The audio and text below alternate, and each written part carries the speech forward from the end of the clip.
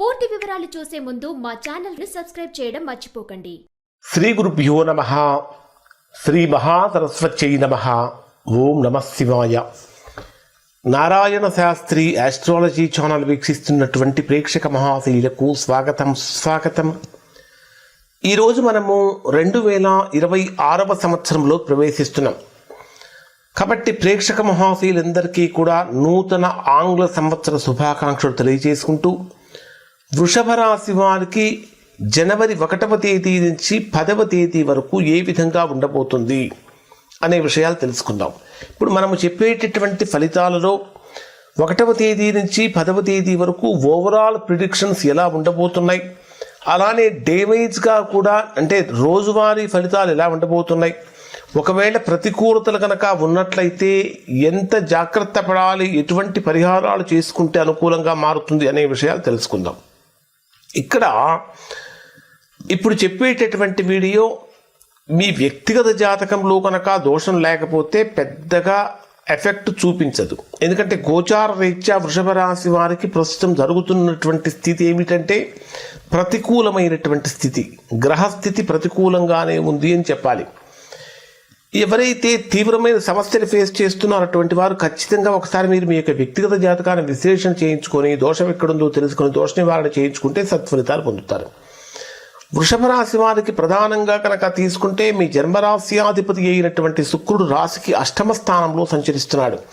8వ స్థానంలో రాశ్యాధిపతి అయినటువంటి శుక్రుడితో పాటు రవి, కుజుడు, బుధుడు, శుక్రుడు 4 గ్రహాలు 8వ స్థానంలో సంచరిస్తున్నాయి. 8వ స్థానం అనేది సహజంగా ఆయుష్కు, ఆరోగ్యానికి, ఆకస్మికమైన ఖర్చులకు, నష్టాలకు, ప్రమాదాలకు, అలానే వివాహ జీవితంలో అన్యోన్యతకు, వివాహ జీవితంలో సమస్యలకు కూడా కారణమవుతుంది. కాబట్టి వృషభ రాశిలో జన్మించినటువంటి వారు కుటుంబపరమైనటువంటి సమస్యలు తలెత్తుతున్నప్పుడు వాటిని సహనంతో, ఓపికతోటి పరిష్కరించుకోవాల్సింది తప్ప ఆవేశపూరితమైనటువంటి నిర్ణయాలు తీసుకోవటం వలన కుటుంబ పరంగా తీవ్రమైనటువంటి ప్రతికూలతలు పొందే అవకాశం కలుగుతూ ఉంటుంది. ప్రధానంగా తీసుకుంటే 8వ స్థానంలో కుజుడు సంచరిస్తున్నాడు, 8వ స్థానంలో శుక్రుడు సంచరిస్తున్నాడు, 8వ స్థానంలో రవి బుధ గ్రహాల యొక్క సంచారం కూడా జరుగుతుంది. ఈ 8వ స్థానంలో సంచరించేటటువంటి రవి బుధ గ్రహాల యొక్క కలయిక ఎవరైతే ఉన్నత విద్య కోసం ప్రయత్నిస్తూ ఉంటారో అటువంటి వారికి అవకాశాలన్నీ దగ్గర దాకా వచ్చినట్టుగానే వచ్చి దూరం అయిపోతూ ఉంటాయి. విదేశీ ప్రయాణాలకు సంబంధించినటువంటి ఆటంకాలు కూడా కలుగుతూ ఉంటాయి అని చెప్పాలి. ఇక మరి ఇక్కడ ఉన్నటువంటి పరిస్థితిని కనుక మనం పరిశీలించినట్లయితే ప్రధానమైన గ్రహస్థితులను కనుక పరిశీలిస్తే మీ రాశికి 2వ స్థానంలో, ధనస్థానంలో, కుటుంబ స్థానంలో, వాక్స్థానంలో గురుడి యొక్క సంచారం జరుగుతున్నది. అంటే గురుడి యొక్క సంచారం చేయటం వల్ల ఏం జరుగుతుందంటే 2వ స్థానం అనేది వాక్కుకు సంబంధించిన స్థానం, ధనానికి సంబంధించిన స్థానం కాబట్టి 8వ స్థానంలో సంచరించేటటువంటి గ్రహాల యొక్క ప్రభావం కారణం చేత ఆర్థికంగా విపరీతమైనటువంటి ఖర్చులు పెరుగుతున్నప్పటికీ గురుడి యొక్క ప్రభావం కారణం చేత ఆదాయం కూడా పెరుగుతూ ఉంటుంది అని చెప్పాలి. కానీ మాట్లాడేటటువంటి మాటలు చాలా జాగ్రత్తగా సంయమనంతో మాట్లాడాలి. కారణం ఏమిటంటే మీ రాశికి 8వ స్థానంలో సంచరించేటటువంటి అన్ని గ్రహాల యొక్క 7వ వీక్షణం డైరెక్ట్గా మీ జన్మరాశికి 2వ స్థానం మీద ఉంటుంది. అంటే మీకు తెలియకుండానే మిమ్మల్ని చాలామంది ఎక్కువగా కీన్గా అబ్జర్వ్ చేసే అవకాశాలు కూడా ఉంటాయి. కాబట్టి చాలా జాగ్రత్తగా ఉండాలి. అలానే 2వ స్థానంలో సంచరించేటటువంటి గురుడి యొక్క ప్రభావం కారణం చేత వాణిజ్య పరంగా కానీ, కమ్యూనికేషన్ పరంగా కానీ, మీడియా విద్యా రంగాలలో ఉన్నటువంటి వారికి కొంతవరకు అనుకూలతలు పెరుగుతూ ఉంటాయి అని చెప్పాలి. ఇక్కడ మరి రాహు వచ్చేటప్పటికి 10వ స్థానంలో ఉన్నాడు, కేతువు 4వ స్థానంలో ఉన్నాడు, 4 గ్రహాలు 8వ స్థానంలో సంచరిస్తున్నాయి. ఈ రాహు 10వ స్థానంలో సంచరిస్తూ 8వ స్థానంలో 4 గ్రహాలు సంచరించేటప్పుడు ఊహించినటువంటి విధంగా ఉద్యోగపరమైనటువంటి ప్రతికూలతలు కలుగుతూ ఉంటాయి. ఉద్యోగపరంగా ఇంత డిఫికల్ట్ ప్రాబ్లమ్స్ మనకు కలుగుతాయా అని మనం కూడా ఊహించం. అంటే మీ ప్రమేయం లేని చోట కూడా మీరు దాంట్లో ఇన్వాల్వ్ అయ్యే పరిస్థితులు తలెత్తుతాయి అని కూడా చెప్పాలి. కాబట్టి ఎవరైతే ఉద్యోగంలో సమస్యలతో బాధపడుతూ ఉన్నారో అటువంటి వారు ఇమీడియట్గా స్పాట్ యాక్షన్స్ తీసుకోకుండా కొంచెం జాగ్రత్తగా ఆచితూచి నిర్ణయాలు తీసుకోవటం వలన చాలా మంచి ఫలితాలు పొందుతారు. లేకపోతే ఒక్కసారి ఉద్యోగపరంగా కనుక స్పాట్ యాక్షన్స్ కనుక తీసుకుంటే దాని వలన తీవ్రమైనటువంటి ప్రతికూలతలు పొందే అవకాశం ఉంటుంది. కాబట్టి తీవ్రమైన అంటే స్పాట్ డెసిషన్స్ అనేవి ఉద్యోగపరంగా తీసుకోకూడదు. చతుర్థ స్థానంలో కేతువు యొక్క సంచారం జరుగుతున్నప్పుడు గృహయోగానికి సంబంధించినటువంటి విషయాలలో ఎంత బలంగా ఇల్లు తీసుకోవాలి, గృహం కొనుక్కోవాలనే తాపత్రయం ఉన్నప్పటికీ దానికి చుట్టుపక్కల ఉన్నటువంటి పరిస్థితులు కూడా సహకరించేటటువంటి విధంగా ఉండకపోవచ్చు. ప్రధానంగా అష్టమ స్థానంలో సంచరించేటటువంటి గ్రహాల యొక్క ప్రభావం కారణం చేత ప్రయాణపరమైనటువంటి సమస్యలు కూడా కలుగుతూ ఉంటాయి. ప్రధానంగా ఆరోగ్యపరమైన సమస్యల యొక్క తీవ్రత కొద్దిగా పెరుగుతూ ఉంటుంది. ఆరోగ్యపరంగా జాగ్రత్తలు పాటించండి. ప్రయాణాల పరంగా కూడా చాలా జాగ్రత్తలు పాటించాలి అని చెప్పాలి. ఇక మనకు రాహు దశమ స్థానంలో సంచరించేటప్పుడు online, social media, AI, digital వ్యాపారాలు మొదలైనటువంటి వాటిలో కొంతమందికి ఊహించినటువంటి విధంగా లాభాలు వచ్చే అవకాశాలు కూడా ఉన్నాయి. అయితే మోసాల పట్ల, ఫేక్ హామీల పట్ల చాలా జాగ్రత్తగా మీరు అప్రమత్తంగా ఉండాలి. ఇక్కడ కేతువు చతుర్థంలో సంచరించేటప్పుడు అహంకారం తగ్గించుకొని, ఆవేశం తగ్గించుకొని ఆలోచన పెంచుకోవాలి. తద్వారా మంచి ఫలితాన్ని పొందుతారు. ముఖ్యంగా చెప్పాలంటే రాజకీయ రంగంలో ఉన్నటువంటి వారికి కొద్దిగా ఇబ్బందికరమైన పరిస్థితి అని చెప్పాలి.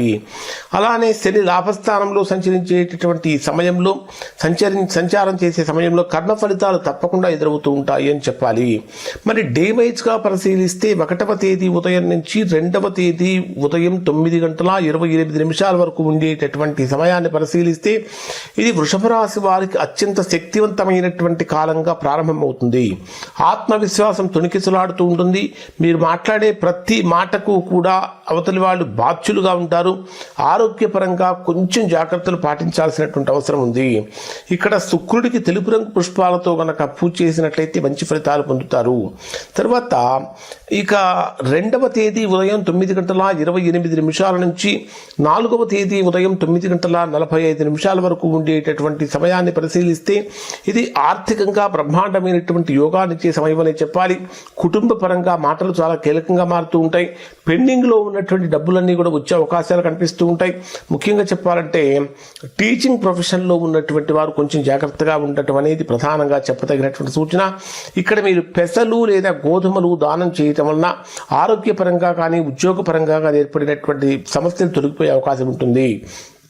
ఇక 4వ తేదీ ఉదయం 9:45 నుంచి 6వ తేదీ మధ్యాహ్నం 12:22 వరకు ఉండేటటువంటి సమయంలో ఇది మీకు ధైర్యం పెరుగుతుంది. సాహసంతో కూడిన నిర్ణయాలు తీసుకుంటారు. సోదర సంబంధాలు బ్రహ్మాండంగా మెరుగుపడుతూ ఉంటాయి.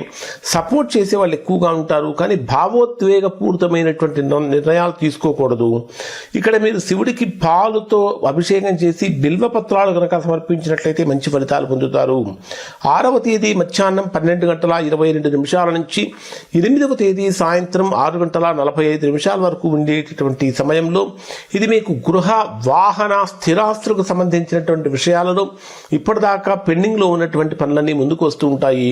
తల్లి ఆరోగ్యం పట్ల కొద్దిగా జాగ్రత్తలు వహించండి. ఇక 8వ తేదీ సాయంత్రం 6:45 నుంచి 10వ తేదీ రాత్రి వరకు ఉండేటటువంటి సమయాన్ని పరిశీలిస్తే ఇది బ్రహ్మాండమైనటువంటి అనుకూలత పెరుగుతుంది. కానీ లవ్ మ్యారేజ్ చేసుకోవాలనుకునేటటువంటి వారికి లవ్ ఫెయిల్యూర్స్ కూడా ఇక్కడ కనిపించే అవకాశాలు ఉన్నాయి. ఎందుకంటే ఎడ్యుకేషన్ పరంగా బాగుంటుంది. క్రియేటివిటీ లెవెల్స్ బాగా పెరుగుతూ ఉంటాయి. ఈ 10 రోజులలో ఎవరైతే వృషభ రాశి వారు స్టాక్ మార్కెట్లో ఇన్వెస్ట్ చేస్తూ ఉంటారో అటువంటి వారికి ఇప్పుడు ఇన్వెస్ట్మెంట్స్ పనికి రావు. ఒకవేళ చేసినట్లయితే తీవ్రమైన నష్టాలు కూడా పొందే అవకాశం అనేది ఇక్కడ ఈ రాశి వారికి కనిపిస్తూ ఉంటుంది. ఇవి వృషభ రాశి వారికి 1వ తేదీ నుంచి 10వ తేదీ వరకు ఉన్నటువంటి ఫలితాలు. శుభం.